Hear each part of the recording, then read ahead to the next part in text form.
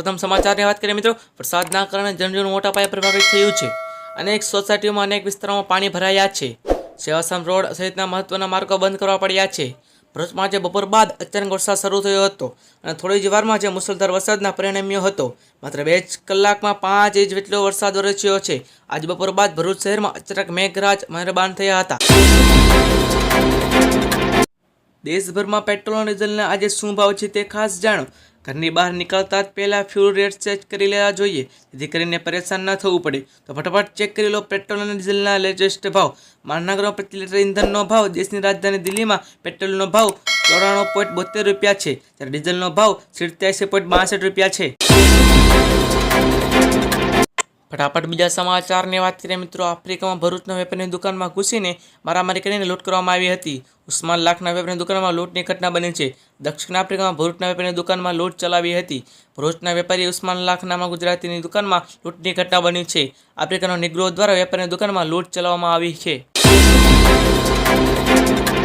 ગુજરાતને મોટી ભેટ મળી છે. વડાપ્રધાન નરેન્દ્ર મોદીની અધ્યક્ષતામાં મળેલી કેન્દ્રીય મંત્રીમંડળની બેઠકે ઇન્ડિયન સેમી કન્ડક્ટર મિશન અંતર્ગત ગુજરાતના સાણંદમાં વધુ એક સેમી કન્ડક્ટર યુનિટની સ્થાપના મંજૂરી આપી છે.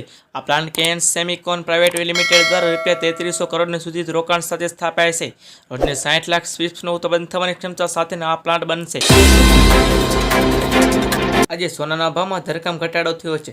આજે ભારતમાં 22 કેરેટ સોનાની કિંમત ₹250 ઘટીને 66,700 રૂપિયા પ્રતિ 10 ગ્રામ થઈ ગઈ છે. કેન્દ્રીય કેબિનેટની બેઠકમાં ખેડૂતો સાથે જોડાયેલી 7 યોજનાને મંજૂરી મળી ગઈ છે.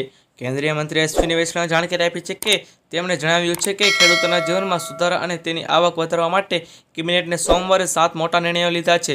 પ્રધાનમંત્રી નરેન્દ્ર મોદીની અધ્યક્ષતામાં યોજાયેલી કેબિનેટની બેઠકમાં કૃષિ ક્ષેત્ર સાથે સંબંધિત આ 7 કાર્યક્રમો માટે આશરે 14 કરોડ રૂપિયાની મંજૂરી આપવામાં આવી છે. વરસાદના સમાચારની વાત કરીએ તો મિત્રો, ગુજરાતમાં હવામાન વિભાગે ફરીથી ભારેથી અતિભારે વરસાદની આગાહી કરી છે.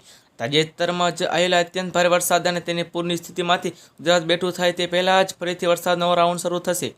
ગત અઠવાડિયે સૌરાષ્ટ્ર અને કચ્છ પરથી આગળ વધી જે સિસ્ટમ અરબી સમુદ્રમાં વાવાઝોડું બની હતી, તેના કારણે ગુજરાતમાં ખાસ કરીને મધ્ય ગુજરાત અને સૌરાષ્ટ્ર કચ્છમાં પૂરની સ્થિતિ પેદા થઈ હતી.